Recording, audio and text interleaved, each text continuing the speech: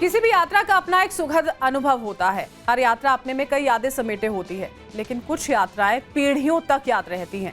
कैलाश मानसरोवर की यात्रा ऐसा ही अनुभव है। सितंबर तक चलने वाली कैलाश मानसरोवर यात्रा में इस साल 1000 यात्रियों को भगवान शिव के दिव्य स्थान के दर्शन और परिक्रमा का मौका मिलेगा। लेकिन टाइम्स नाउ भारत के साथ आप घर बैठे पूरी यात्रा के बारे में जान सकते हैं। पहले हिस्से में हमने दिल्ली से तिब्बत की राजधानी ल्हासा तक के सफर के बारे में आपको बताया था। आप नव भारत संवाददाता गौरव श्रीवास्तव के साथ आगे के सफर पर चलिए। जहां साक्षात महादेव का निवास है, जहां प्रभु शिव भागीरथी को अपनी जटाओं में भर धरती में निर्मल धारा के रूप में प्रवाहित करते हैं, जिसके ऊपर स्वर्ग और नीचे मृत्यु लोक है, जहां मन शांत हो जाता है, हर तरह का अहंकार मिट जाता है और हर कदम पर महादेव का आशीर्वाद महसूस होता है। टाइम्स नाउ नव भारत के साथ आध्यात्म और आस्था की उसी सबसे बड़ी यात्रा पर चलिए।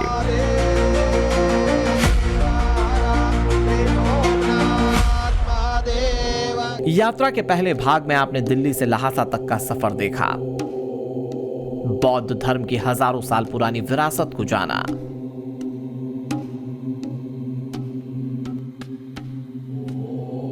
अब वक्त कैलाश मानसरोवर के सफर पर जाने का था। ल्हासा से कैलाश पर्वत तक सड़क और हवाई मार्ग से पहुंचा जा सकता है। सड़क के जरिए करीब 1600 किलोमीटर की दूरी तय करनी होती है, जिसमें 2 से 3 दिन तक का वक्त लग सकता है। हवाई मार्ग के जरिए ल्हासा से नगारी गुंसा एयरपोर्ट तक उड़ान भर सकते हैं, जिसमें 2 से 2.5 घंटे तक का वक्त लग सकता है।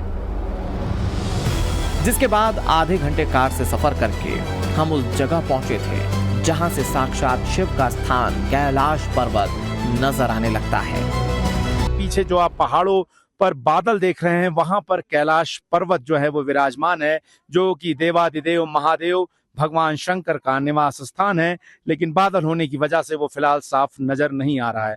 और अभी हम ल्हासा से चलकर नागरी पुलान आए और वहां के एयरपोर्ट से तकरीबन आधे घंटे की दूरी पर हम फिलहाल राक्षस ताल पर मौजूद हैं। भगवान शिव का निवास स्थान कहे जाने वाले कैलाश पर्वत के करीब 2 झीलें हैं।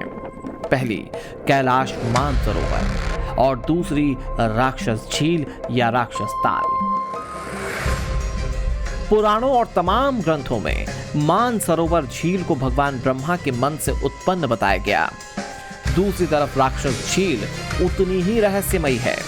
तो इस वक्त टाइम्स नाउ भारत की मौजूदगी तिब्बत के उस इलाके में है जो 15,000 फीट की ऊंचाई पर है। और तस्वीरों में आपके सामने नजर आ रहा है राक्षस ताल, या जिसे रावण ताल भारतीय हिंदू परंपरा में मान्यताओं में कहा जाता है। और ये 15,000 की फीट की ऊंचाई पर स्थित खारे पानी की झील है। और ये जो झील है ये मानसरोवर ताल से सिर्फ 15 मीटर नीचे है। और मानसरोवर ताल और रावण ताल दोनों ही एक गंगा छू नाम की जलधारा से जुड़ते हैं। लेकिन मानसरोवर ताल जहां मीठे पानी की झील है, वहीं रावण ताल जो है राक्षस ताल वो खारे पानी की झील है। भारतीय परंपरा में इसकी नकारात्मक ऊर्जा के कारण ना ही इसकी परिक्रमा की इजाजत है। और तिब्बती बौद्ध परंपरा में भी तिब्बती बुद्ध जो हैं इसकी परिक्रमा नहीं करते हैं और इसके पानी को छूते तक नहीं है, क्योंकि ये माना जाता है कि अगर आप इसको छूते हैं या नहाते हैं या परिक्रमा करते हैं तो नकारात्मक ऊर्जा आपके अंदर जा सकती है। राक्षस ताल कैलाश पर्वत पश्चिम में करीब 50 किलोमीटर की दूरी पर स्थित है। कहा जाता है कि इस झील का निर्माण स्वयं रावण ने किया था। मान्यताओं के मुताबिक यह वही स्थान है जहां राक्षस राजा रावण ने भगवान शिव की तपस्या की और उनकी आराधना की। रावण ने जो है वो सिद्धि तपस्या और भगवान शिव को खुश करने की कोशिश की थी। और उसी दौरान जब उसको घमंड हुआ था और उसने कैलाश पर्वत को यहाँ से ले जाने की सोची थी, तो उस वक्त अपने अंगूठे से महादेव ने उस पर्वत को दबा दिया था। और दर्द से कराहते हुए रावण ने उस वक्त अपनी जान बचाने के लिए अपनी नसों को निकालकर उसकी वीणा बजाई थी और एक संस्कृत के कठिन शब्दों से बना एक छंद तैयार किया था जिसे शिव तांडव स्रोत कहा जाता है। राक्षस ताल का पानी खारा होने के साथ साथ विषैला भी है। राक्षस ताल के इर्द गिर्द बाड़ लगाई गई है। किसी को पास जाने की इजाजत नहीं है। दूर से ही झील को देखा जा सकता है। हमने भी यही किया और उस जगह पहुंचे जिसे शिव सरोवर होने का गौरव मिला है।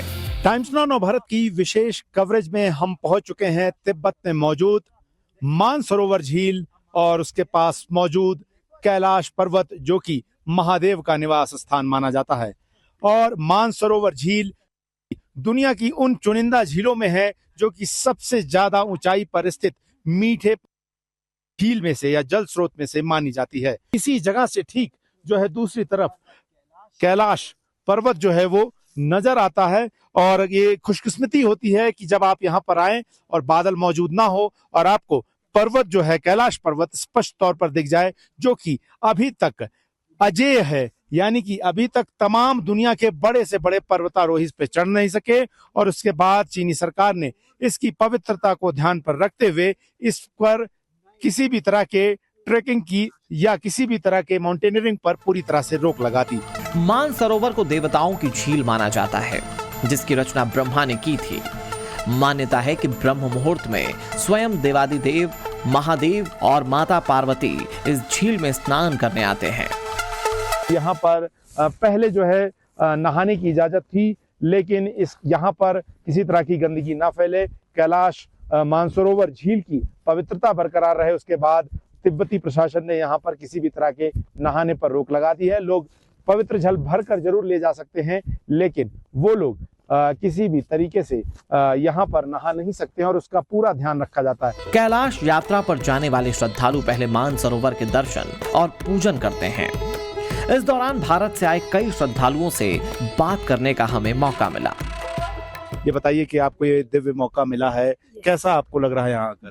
यहाँ आके इतना जो दिव्य मौका मिला हमें, ये भगवान का प्रसाद ही समझते हैं हम लोग, क्योंकि लाखों लोगों में से हमारा एक नंबर चुना जाता है। यात्रा तो बढ़िया था, सब जगह बढ़िया था, लेकिन डेरापुक एक जगह है, डेरा चरण पादुका का दर्शन होता है वहाँ से, तो डेरापुक में सुलभ का व्यवस्था ठीक नहीं है। बहुत अच्छा अरेंजमेंट रहा दोनों साइड पे। इनफैक्ट इंडिया साइड में पहले उत्तर प्रदेश गवर्नमेंट, फिर Sikkim government, ITBP, China side पे पूरी इनकी सरकार आई थिंक पूरा दम लगा दिया है होटल्स बनाने में, फैसिलिटीज देने में। यात्रा को लेकर श्रद्धालुओं ने अपने अपने अनुभव बताए। फिलहाल हम आगे बढ़े। मानसरोवर झील से कैलाश पर्वत का फासला 30 से 40 किलोमीटर का है। हम उसी रास्ते पर आगे बढ़ चले थे, साक्षात देवादिदेव महादेव के दर्शन के लिए। तो अब हम कैलाश पर्वत की परिक्रमा जहाँ से शुरू होती है, जिसे यमद्वार कहते हैं, वहाँ की ओर जा रहे हैं।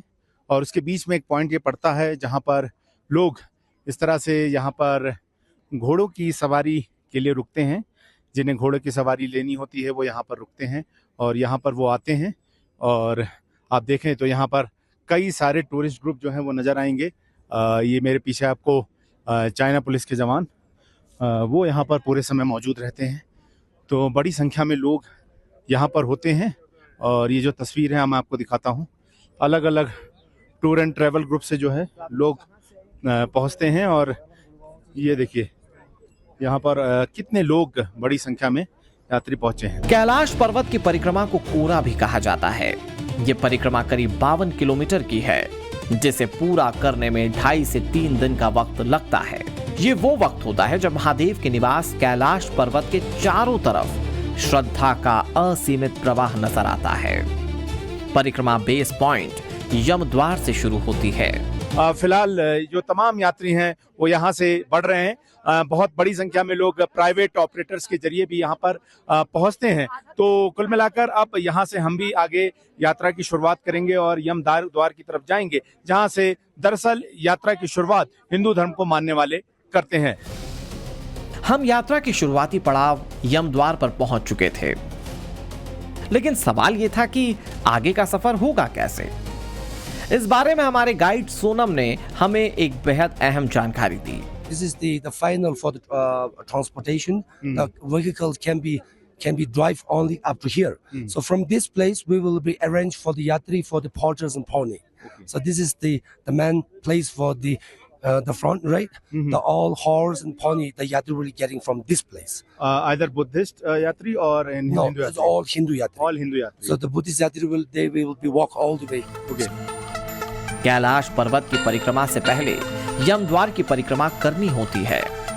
खास बात यह है कि परिक्रमा के दौरान पीछे मुड़कर नहीं देखा जाता और फिर शुरू होती है वो यात्रा जिसका मौका पीढ़ियों में किसी को मिलता है।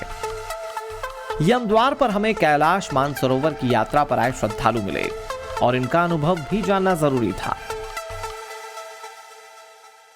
Kailash Mansarovar is not easy, यात्रा कराना नॉट इजी है, लेकिन थोड़ा थोड़ा दिक्कत तो आता है, उसको हम कॉम्प्रोमाइज करके चलते हैं, कोई इश्यू नहीं है। अभी तक हमारा कितना भी इस साल भी 400 प्लस का यात्रा करवाया है, ऐसा कोई तकलीफ कोई भी नहीं मिला है। यहाँ का थोड़ा सब्जियों पसंद नहीं होता है, अपना सब्जी और अपना राशन तो आप की इजाजत दे वहां से लाने? हाँ, वहाँ से राशन लाने का इजाजत दिया तो बहुत अच्छा है। तो यहाँ से आप सब लोग अभी पैदल जाएंगे या कुछ लोग घोड़े भी लेंगे? 50-50% है, घोड़े में जाने वाला भी है और पैदल जाने वाला भी है। 30 मेंबर्स है टोटल। अच्छा। उसमें 10-15 घोड़े में जा रहे हैं। ये यात्रा आनंद के सानिध्य की है। ये यात्रा सानिध्य के आनंद की है। ये यात्रा परमानंद की है। ऐसा एहसास होता है मानो शिव स्वयं कह रहे हों, मैं प्रतिपल तुम्हारे साथ हूं।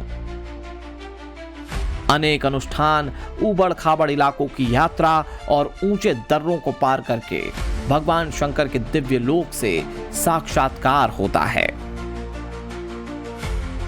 कैलाश पर्वत की परिक्रमा हिंदू, बौद्ध, जैन और बौन के लिए ब्रह्मांड का आध्यात्मिक केंद्र है। सभी धर्म परिक्रमा के जरिए पापों से मुक्ति और मोक्ष की कामना करते हैं। हिंदू और बौद्ध दक्षिणावर्त यानी कि घड़ी की दिशा में परिक्रमा करते हैं, जबकि जैन और बौन वामावर्त यानी कि घड़ी की विपरीत दिशा में परिक्रमा करते हैं। परिक्रमा के दौरान हमें भारत से पहुंचे जैन श्रद्धालु भी मिले। यहाँ पे हिंदू धर्म के लोग भी आते हैं, जैन धर्म के लोगों के लिए भी ऋषभदेव अष्टापद गए थे, हाँ। लेकिन ऊपर जहाँ पे अष्टापद का है वहाँ हमको वहाँ रेस्ट्रिक्ट कर दिया अभी। अच्छा। पर फिर भी ठीक है, वहाँ उस भूमि को स्पर्श कर लिया हम लोगों ने। यहाँ के ऐसा लगता है कि स्वर्ग में आ गए एक्चुअली। बहुत कहते हैं भगवान शिव जिसे बुलाते हैं वही आस्था की सबसे बड़ी यात्रा पर जा पाते हैं। पूरे परिक्रमा मार्ग पर बम बम भोले, हर हर महादेव के जयकारे गूंज रहे थे। हम भी यात्रियों के साथ आध्यात्म और पीढ़ियों तक याद रखने वाली यात्रा पर आगे बढ़ रहे थे और शिवमय होकर शून्य को प्राप्त करने की एक आंतरिक साधना के साक्षी बन रहे थे। तो कुल मिलाकर अगर आप कैलाश और मानसरोवर की यात्रा के बारे में मेरा अनुभव पूछेंगे तो ये यात्रा अब बहुत सुगम हो चुकी है और चीनी सरकार चाहती है कि यहाँ के पारिस्थितिकी तंत्र को बचाए रखने के साथ साथ यात्रा को और ज्यादा प्रमोट किया जाए ताकि ज्यादा से ज्यादा भारतीय यात्री कैलाश मानसरोवर की सुविधाओं का लाभ उठा सके। जो भी यात्रियों का जत्था जाता है, जो कि 3 दिनों की यात्रा पर जाता है, उनके साथ लोकल गाइड होते हैं, पुलिस प्रशासन होता है, उन्हें मेडिकल फैसिलिटीज दी जाती हैं। तो कुल मिलाकर चीन चाहता है कि भारत एक उनके साझेदार के तौर पर आए और ये जो संबंध है वो सिर्फ कूटनीतिक तौर पर या फिर कोई चुनौतियां जो है वो सैन्य और आर्थिक तौर पर ना होकर ये कल्चरल एक्सचेंज के तौर पर हो। तो फिलहाल अभी के लिए इतना ही। तिब्बत की राजधानी लासा से मैं आप सभी से इजाजत लूंगा। तब तक के लिए धन्यवाद।